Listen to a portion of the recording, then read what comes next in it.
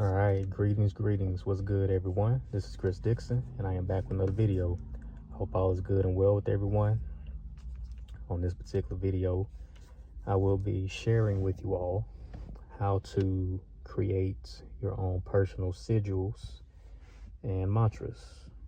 All right, getting ready to head to the gym here shortly, but I wanted to go ahead and drop some content before I do so. So sigils and mantras are very powerful. They are, of course, connected to chaos magic, so to speak. And here's a good book that you all can pick up on Chaos Magic by Andrea Vitamis. All right, Hands on Chaos Magic. Very good book to get. Has tons of exercises that you can do and techniques that you can utilize to improve your magic, your sigil work, your mantras, your meditations, and a variety of things. So that's a good book that you all should pick up. All right. But to get right into it, if you never heard of a sigil or a mantra, a sigil is a symbol, okay, of course, that you personally create yourself, that has a magical intention or desire hidden within it, so to speak. A mantra is pretty much a affirmation or a saying, okay, that is put in a very complex language that pretty much you chant, all right, to empower yourself, all right, so to speak. And the purpose of why mantras and sigils are what should be utilized is, of course, like I said, they're very powerful. But if you understand the powerhouse, which is your subconscious, and your subconscious being the dictator of your reality, you know, based on what it's programmed with, symbology is the language of the subconscious mind, and symbols is how our subconscious mind is programmed, okay? So that's why it's very important to understand the power of symbology, all right? And that is why we as practitioners on this path, we utilize sigils, you know, mantras, you know, and things of that nature to impact our subconscious mind, all right? Restaurants, you know, use sigils. McDonald's is a good example of that.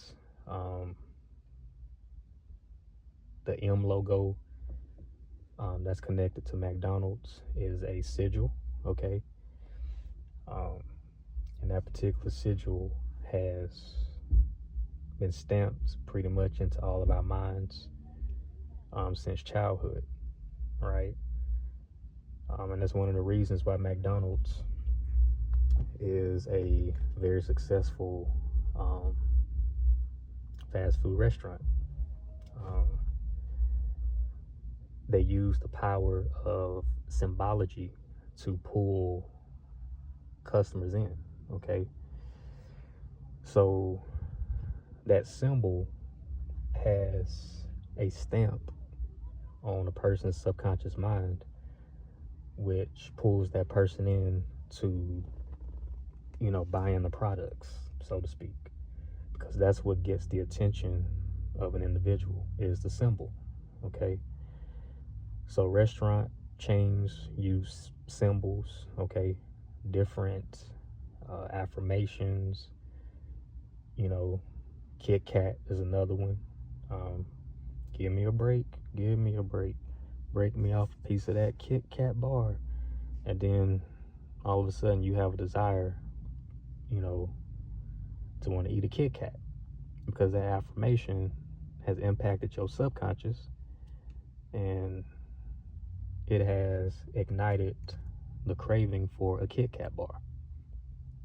So that's what makes, you know, mantras and sigils, you know, very powerful. All right. So when you understand the conscious mind, you know, being connected to the five senses, you know, sight, smell, taste, touch, and hearing, it is also the ego itself. And one of the primary purposes of the conscious mind / ego is to keep you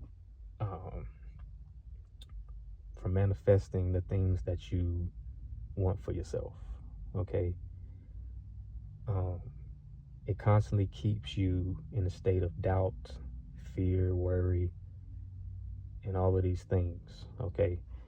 So for an example, even when you say I am successful or I am happy, okay, a lot of the times doubt may kick in.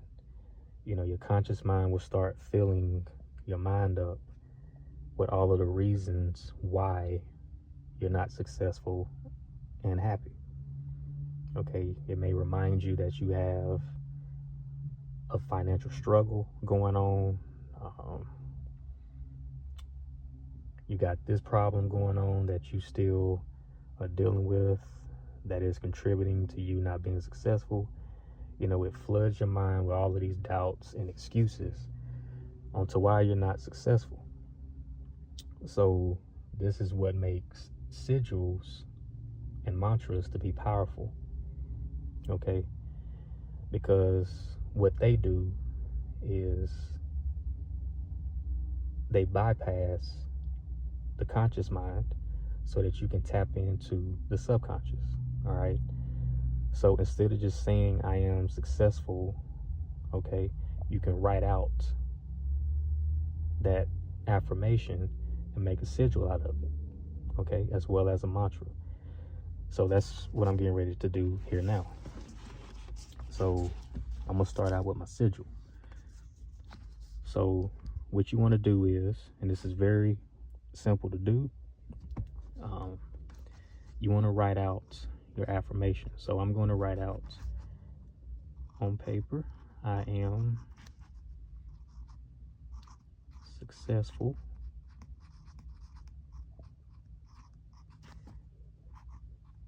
at Magick. So now I got the affirmation written out. What I'm going to do next is I'm going to take out all of the vowels and repeating letters. Okay. The vowels will be the letters A, E, I, O, and U. So take out the vowels.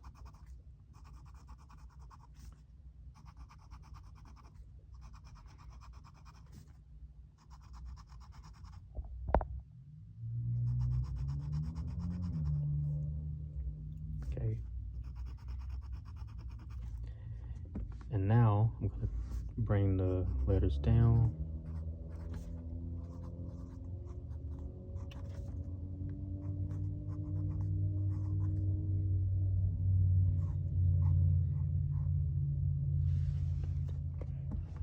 Okay. Now I'm going to take out the repeating letters until I'm left with only one of each.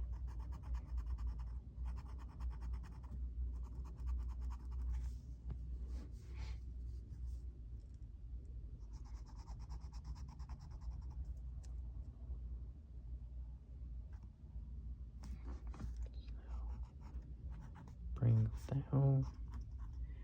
And keep in mind that everything that I am doing, my subconscious is remembering it all, okay?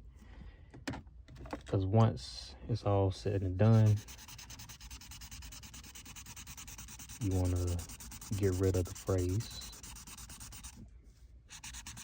everything that you've done, so that your conscious mind is not in the picture, okay? So when you make your sigils, you want to make sure that you are not remembering your desire and intention, okay? It needs to be completely out of the mind, okay? Because as long as you keep it in the conscious mind, the subconscious is not able to be programmed with it to carry it out, because it's remaining in the conscious mind, and the conscious mind keeps it in human form, or some people would say third dimensional form, okay? So when you're putting your affirmation or desire, okay, in a sigil or a mantra, you're putting in it in a higher dimensional frequency, okay? So in order for you to do that, you have to keep the conscious mind out of the picture. So that is the purpose on why you need to forget the desire or intention, okay? So now I'm left with the remaining letters. So now I can make my sigil, and this is the fun part, because you get to exercise your creativity. So I'm going to connect these letters together, make a complex looking symbol.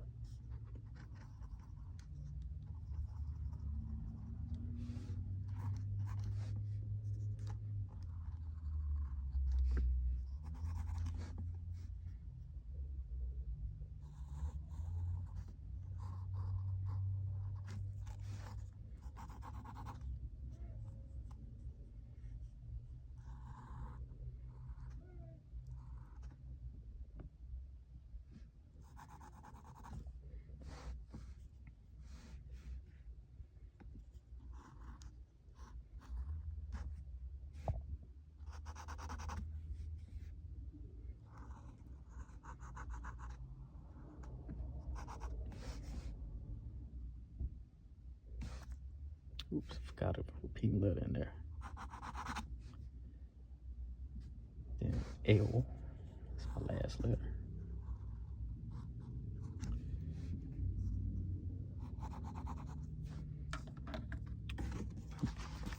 All right, so now I have my sigil, okay?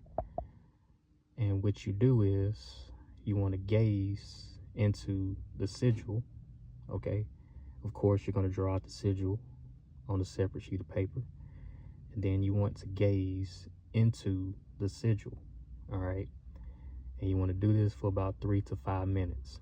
And as you gaze into the sigil, you want to gaze until it appears like it's glowing, okay? And what this is doing, it is programming your subconscious with that original desire, okay? Bypassing the conscious mind. So when you're finished meditating on the sigil, you then want to dispose of it, whether that be ripping it up, throw it in the trash, flush it down the toilet, or burn it. That sends a message to the subconscious that the meditation is over, and you can now program this desire into reality. All right, let me plug my phone in real quick before it go dead.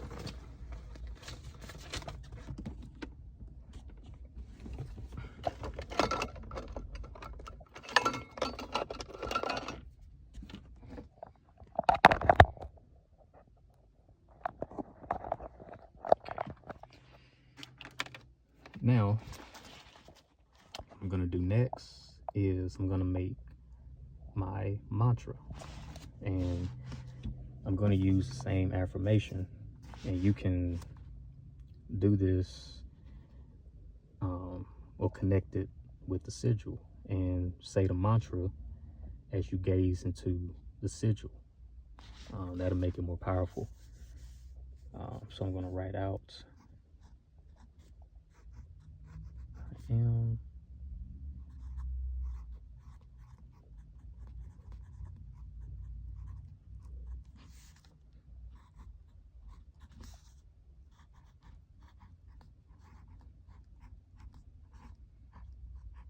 am successful in magic. So for your mantra, what you want to do is you want to take this affirmation, okay, and you want to make it fragmented. All right, don't make it so fragmented to where you can't recite it, but make it fragmented enough to where it is complex to the conscious mind. All right, so I'm going to connect the phrase, let's see, I'm going to use, we'll put I with am, and now I have eam. Instead of just saying I am, I have eam. Okay, cross that out. I'm going to use, from the word successful, I'm going to use S, a U, a C, a E, and an F.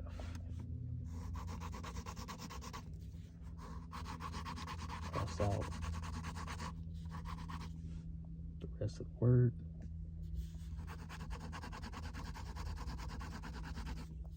And you are putting this on a separate sheet of paper, okay, as well. I highly recommend that you get you all a notebook and you create your sigils or draw your sigils out in your notebook along with the mantra that's connected to each sigil. So make your little sigil and mantra book. All right.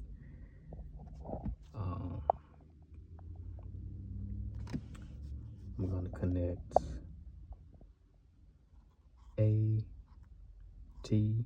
So I'm pretty much going to take the word at and take the M and the A out of the word magic and add it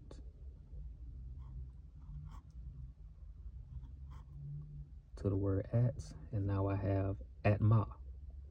All right. So as you can see, it's sounding kind of complex now. And then I'm going to take just the G and the I from the word magic. And now I have the word gi.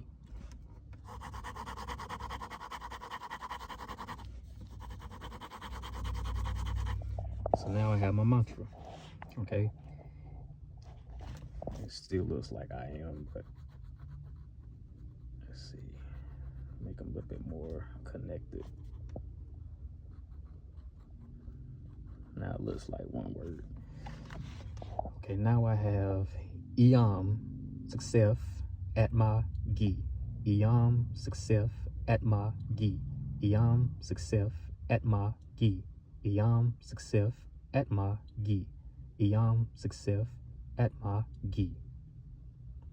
Pretty much just chant that to yourself, or you can vibrate it.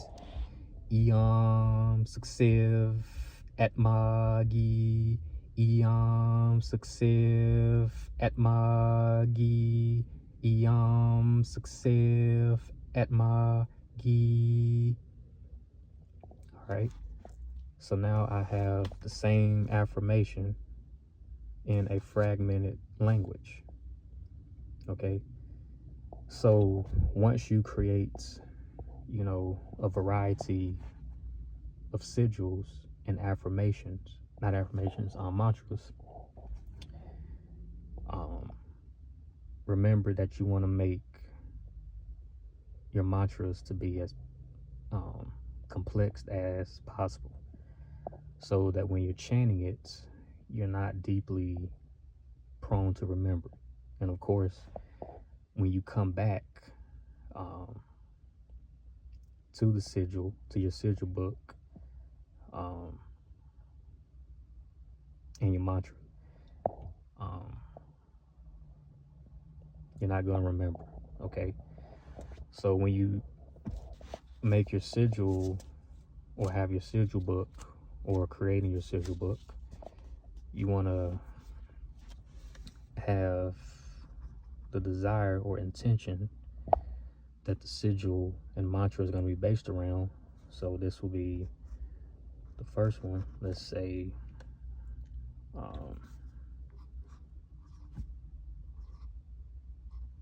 to dispel doubt. Okay, that'll be the first one you do. Then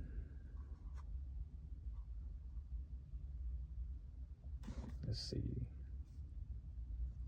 number 2, you'll have your mantra.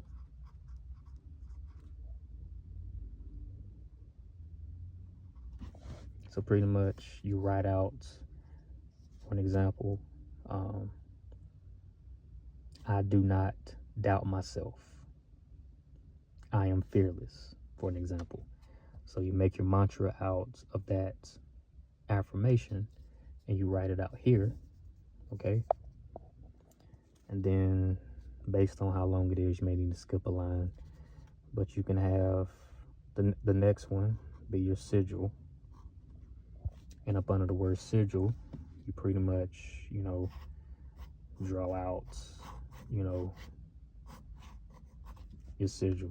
I'm just doing that for an example.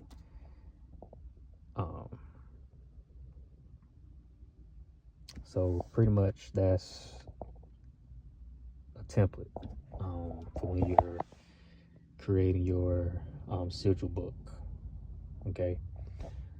But that's pretty much all that I have, okay? Like I said, this is very simple to do.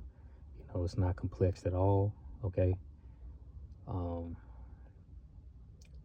Always remember, when you are gazing upon your sigils, you want to make sure that you get rid of them, okay?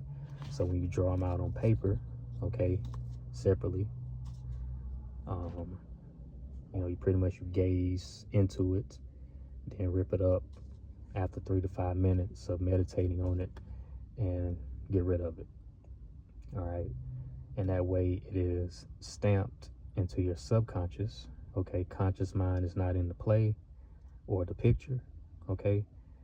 And now your subconscious is able to carry it out, so to speak, and bring it into the physical, okay? Always remember that magic does not happen overnight. Sometimes magic takes time and patience, okay? A lot of the times magic takes time and patience, especially if it's magic that you're doing for long-term success and things of that nature, okay? Just look at sigils as just planting seeds, okay? And you must give those seeds time to grow, you know what I'm saying? And then eventually you'll look up and boom, you'll have your desires, and you're not going to even be aware of how you pulled it in. Just always know that you're doing the work. Just do your sigil work, gaze into it, dispose of it, stay on top of your affirmations or your mantras, okay? Say your mantras daily, okay, to keep your subconscious empowered and programmed in that particular fashion. All right, so this is basic chaos magic. You're the one setting the tempo, okay? You're utilizing your creativity, so that's what makes this magic very fun to do, okay? But that's pretty much all I got for this particular video. If you enjoyed it, like the video, subscribe to the channel. Of course, listen to the podcast, the Tunnel Vision podcast, available on Spotify and all other major podcast platforms. Okay. But yeah, that's pretty much all I got. So I'll talk to you all on the next video. Peace.